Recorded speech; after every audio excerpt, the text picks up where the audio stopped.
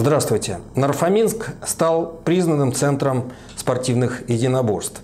И вполне естественно, что на различного рода состязания здесь собираются лучшие из лучших. Именно таким стал и чемпионат России по вольной борьбе в КСК «Нара». Сегодня гость нашей студии, один из организаторов этого турнира, вице-президент Федерации спортивной борьбы Московской области, президент Фонда поддержки детского и юношеского спорта и искусства, заслуженный тренер России Ислам Калаев. Здравствуйте, Ислам Таймуразович. Здравствуйте. Считается, что российские вольники лучшие в мире. Так что, наверное, Нарфоминский турнир можно отнести к числу топовых на планете. Да, так и есть.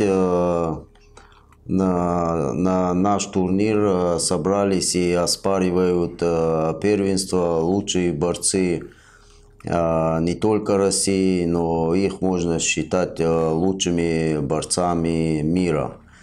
В связи с этим хочу поблагодарить Министерство спорта России, Федерацию спортивной борьбы России во главе с Михаилом Геразичем Мамешвили, что доверили нашему городу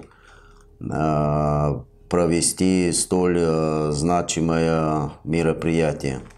И очень ответственное. Да, оно является очень ответственным, потому что мы, как организаторы, должны создать благоприятные условия для тренеров, представителей, спортсменов, чтобы они могли реализоваться в полной мере. Вот эти вот благоприятные условия для проведения столь престижного турнира, они же не возникают на пустом месте?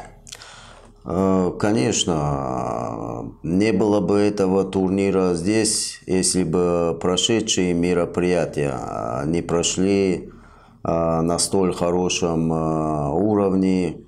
Это благодаря вкладу администрации, благодаря лично Роману Львовичу Шамне за отношение к этим мероприятиям и прошедшим, и к нынешнему мероприятию. И прошлые наши соревнования, еще раз повторюсь, прошли на очень достойном уровне, и вследствие чего нам доверили провести чемпионат России. А недавно ведь в Нарфоминске, в том же КСК «Нара», проходило первенство России по вольной борьбе, то есть боролась молодежь. Да, прошло первенство молодежное, оно являлось отборочным на первенство мира. Прошло хорошо.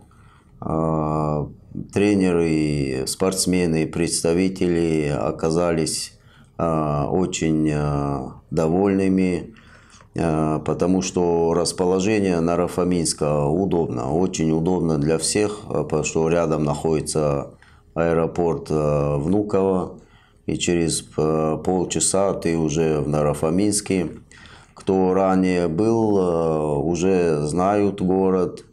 Я даже не побоюсь этого слова, что многие влюбились в наш город, им нравится, что все так компактно, инфраструктура компактная, и центр города у нас преображается с каждым, не то что годом, а с каждым месяцем. И все это благоприятствует проведению мероприятий ответственных и масштабных. Ислам Таймуразович, но не могу не попросить вас остановиться на особенностях вольной борьбы, которые значительно отличаются от других единоборств.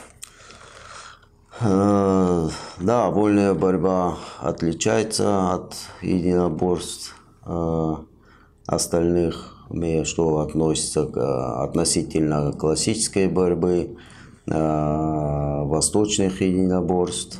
В нашем виде разрешены действия как и руками, и ногами можешь и действовать, и защищаться, и проводить приемы и разнообразные комбинации.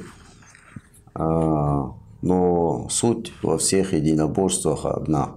Это желание и стремление к победе. И очень важно, что пандемия не помешала проведению такого турнира. Да. Турнир проводится, естественно, с ограничениями, без зрителей, что, конечно, очень досадно. Но безопасность прежде всего. Да, как бы мы следуем указаниям Роспотребнадзора и относительно всей ситуации организуем данные соревнования. Поэтому еще раз хочу повториться. Жаль, что проходит все без зрителей, но спортсмены много тренировались, и хотя бы можно радоваться тому, что выпала все-таки возможность реализоваться через столь долгое время без соревнований.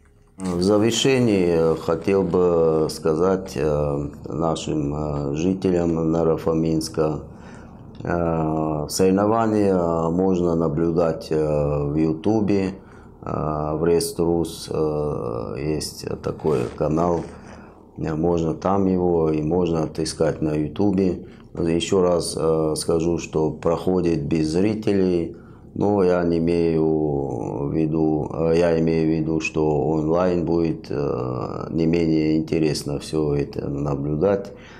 И хочу сказать, что в нашем районе созданы все условия для занятий спортом, поэтому приглашаю всех наших жителей на стадионы, в залы для тренировок.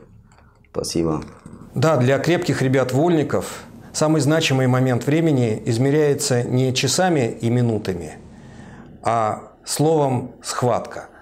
Схватка, для победы в которой необходимы сила и силовая выносливость, ловкость, гибкость, координация, правильная тактика ведения схватки на ковре и, прежде всего, сила воли, воли к победе.